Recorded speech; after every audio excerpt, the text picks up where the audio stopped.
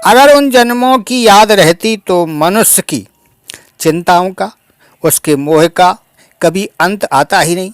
परंतु मृत्यु के द्वारा विस्मृत होने से पूर्व जन्म के कुटुंब, संपत्ति आदि की चिंता नहीं होती है। इस तरह मृत्यु में जो चिंता, मोह मिटाने की सामर्थ्य है, वह सब भगवान की ही है। भगवान ने बताया कि सबका धारण पोषण करने वाला मैं ही हूँ। वैसे ही यहाँ बताते हैं कि सब उत्पन्न होने वालों की उत्पत्ति का हेतु मैं ही हूँ। तात्पर्य कि संसार की उत्पत्ति, स्थिति और प्रलय करने वाला मैं ही हूँ। कीर्ति श्री वाक्च नारीणाम स्मृति मेधा धृति क्षमा। कीर्ति, श्री, वाक, स्मृति, मेधा, धृति, क्षमा, ये सातों संसार भर की स्त्रियों में श्रेष्ठ मानी जाती। में से कीर्ति, स्मृति, मेधा, धृति, क्षमा ये 5 प्रजापति दक्ष की कन्या है। श्री महर्षि भृगु की कन्या है और वाक ब्रह्मा जी की कन्या है। कीर्ति, श्री, वाक, स्मृति, मेधा, धृति, क्षमा ये सातों स्त्रीवाचक नाम वाले गुण भी संसार में प्रसिद्ध हैं। सद्गुणों को लेकर संसार में जो प्रसिद्धि है, प्रतिष्ठा है, उसे कीर्ति कहते हैं। स्थावर जंगम यह 2 प्रकार का ऐश्वर्य होता है। जमीन, मकान, धन संपत्ति स्थावर ऐश्वर्य है और भैंस, गाय, घोड़ा, ऊंट, हाथी आदि जंगम ऐश्वर्य। इन दोनों ऐश्वर्यों को श्री कहते हैं। जिस वाणी को धारण करने से संसार में यश प्रतिष्ठा होती है और जिससे मनुष्य पंडित विद्वान कहलाता है, उसे वाक कहते हैं। पुरानी सुनी समझी बात की फिर याद आने की शक्ति का नाम स्मृति है। बुद्धि की जो स्थायी रूप से धारण करने की शक्ति है, अर्थात जिस शक्ति से विद्या ठीक तरह से याद रहती है, उस शक्ति का नाम मेधा है।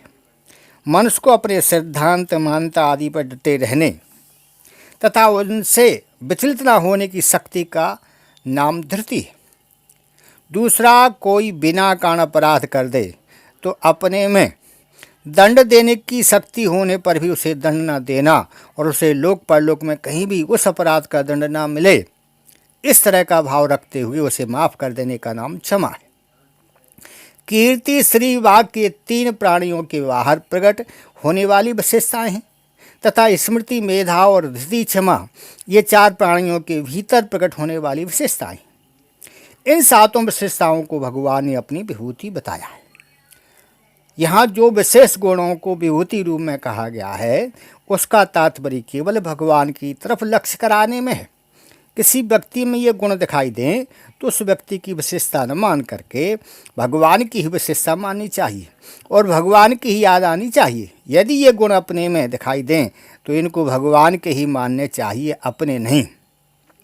कारण कि यह दैवी भगवान की संपत्ति है जो भगवान से ही प्रकट हुई है।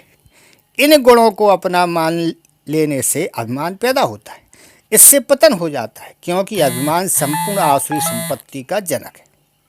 साधकों को जिस किसी में भी कुछ विशेषता, सामर्थ्य दिखाई दे, उसे उस वस्तु, व्यक्ति का न मान करके भगवान की वस्तु विशेषता मानना चाहिए, कि विभूति मानना चाहिए। जैसे लोमस ऋषि के श्राप से कागभूषण ब्राह्मण से चांडाल पक्षी बन गए, पर उनको ना भय हुआ, ना किसी प्रकार की दीनता आई, ना कोई विचार ही हुआ, प्रत्युत उनको प्रसन्नता प्राप्त हुई।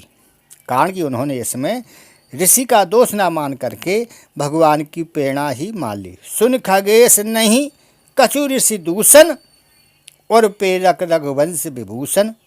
ऐसे ही मनुष्य सब वस्तु, व्यक्ति, घटना, परिस्थिति आदि के मूल में कारण भगवान को देखने लगे तो हर समय आनंद ही आनंद होगा।